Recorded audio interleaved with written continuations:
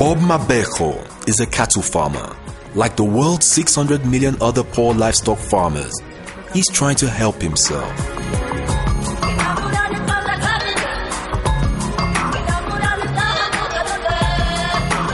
The land in this semi-arid region of Africa is not suitable for much else.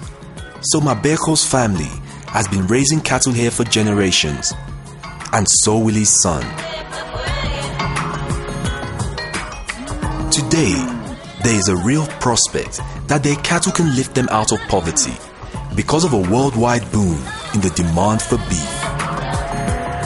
But there's a problem. Although everyone wants Mr. Mabejo to stop being poor, rich countries effectively prevent him from selling his beef to them. They are terrified of importing foot and mouth, or BSE, and place stringent controls on producers like Mabejo. The real tragedy is that important international trade regulations are unnecessarily severe. If we change them, rich countries could still be protected from disease, but at the same time, we can give Mabejo a better chance of escaping poverty.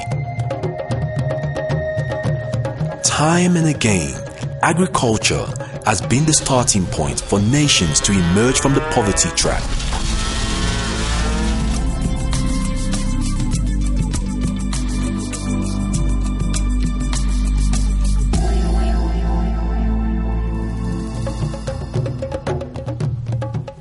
Small-scale farmers own nearly 90% of the cattle in Botswana, with beef production the mainstay of the country's rural economy. That whilst the world is in the middle of a livestock revolution, as people in developing countries become better off, they eat more meat. Yet, the amount of beef being exported from Botswana is actually going down. Mabejo and farmers like him in the least well-off countries of the world are becoming poorer.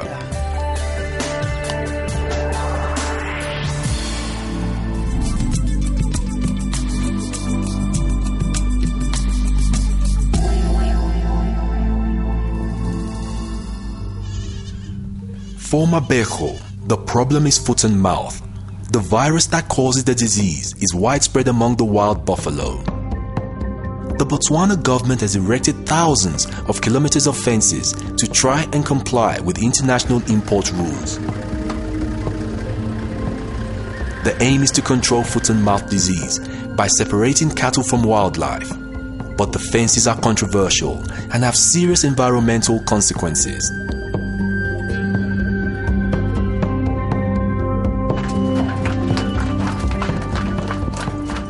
The import standards of the European Union, the most important buyer of Botswana's beef, means that Botswana has to spend large sums of money to comply.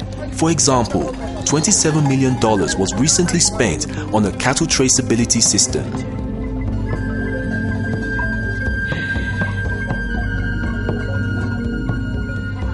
And even though the fences have gone up, cattle are vaccinated, and the tracking system is in place, the beef Mabejo produces still cannot be sold in Europe, the USA or Japan, because Mabejo lives in an area where foot and mouth is prevalent among the wildlife.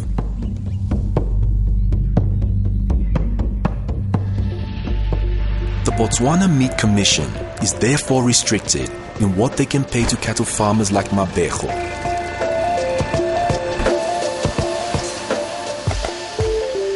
His beef has to be sold locally, where prices are much lower.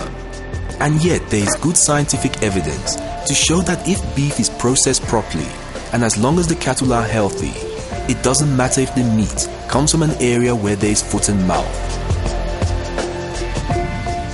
If trade regulations concentrated instead on how the meat was produced and processed, well, Bob Mabejo could stop being poor.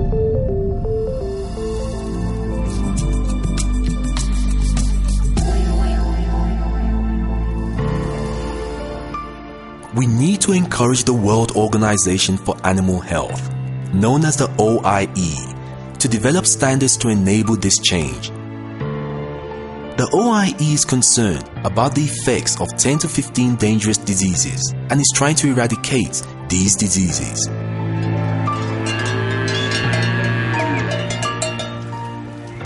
This approach is slow and expensive, and in the meantime, farmers like Mabejo are suffering.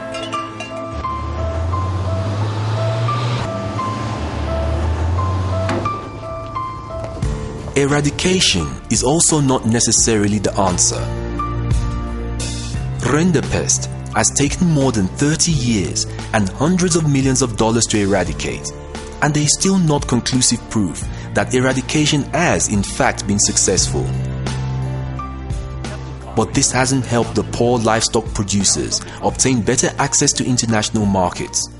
Most of them still have diseases like foot and mouth.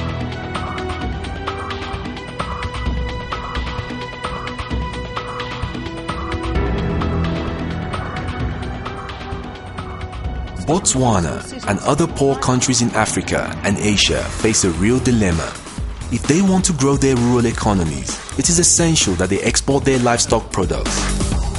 Yet, there is no real prospect of doing this because of overburdensome regulations. The current international standards controlling livestock diseases work geographically. For everything else, safety is ensured by controlling the products themselves, not the region they come from. If you build a truck or make a pair of trousers in Botswana, the standards you have to meet relate to trucks or trousers. But if you want to sell beef, the standards apply largely to the area of production, not the product itself. This geographic approach does not even work effectively in controlling the spread of animal disease. H5N1 bird flu virus has already spread from Asia to other continents and regions, including Europe. Mad cow disease has recently occurred in the USA with devastating consequences, and blue tongue has unexpectedly appeared in Northern Europe.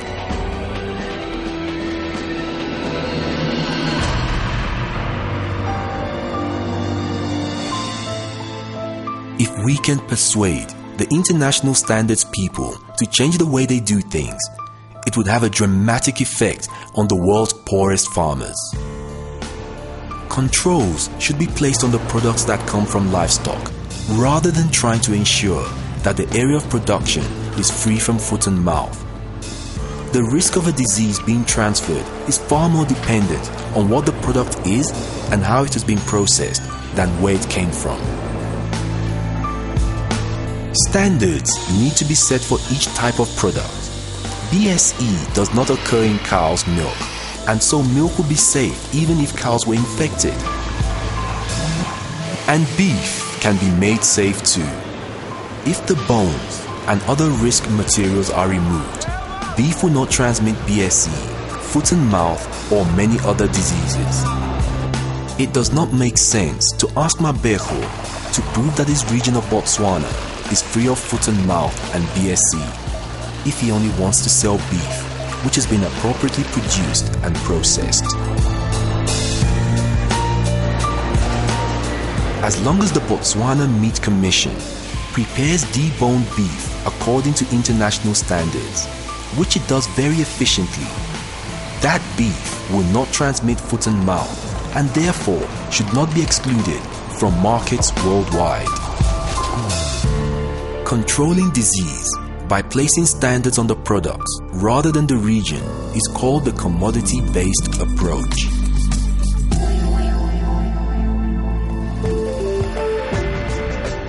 To move to commodity-based trade for livestock products, we have to persuade the international community to define acceptable processes for each type of product to ensure dangerous animal diseases are not transmitted. Standards like this already exist for making sure food is safe for people to eat. The Hazard Analysis and Critical Control Points concept, known as HACCP, is used everywhere to manage food hygiene. An extension of this approach could be used to ensure livestock products are safe in respect of animal diseases too. We also need to set up a way of independently verifying that the companies involved in processing and export are doing it properly. Standards therefore need to be correctly applied and independently audited. In 2004, the OIE said it would promote opportunities for developing these new standards. It is already moving in this direction, but things are happening too slowly for farmers like Mabejo.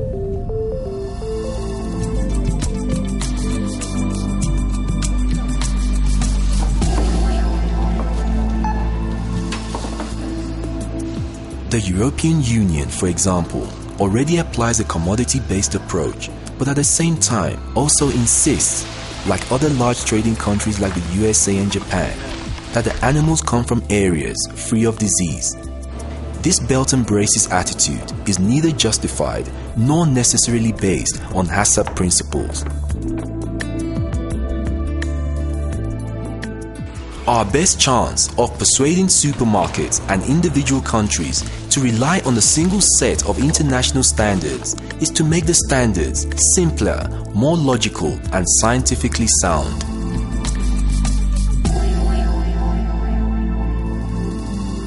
If commodity-based trade could become a reality tomorrow, far less fencing would be needed, and Botswana's beef exports would increase by as much as 30%.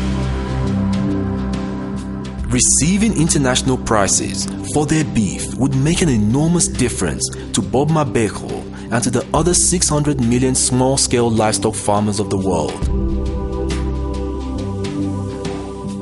Furthermore, by simplifying the regulations, we will encourage trade through which farmers would acquire the finance and incentive to become actively involved in improved animal disease control, and that would make a real difference to us all.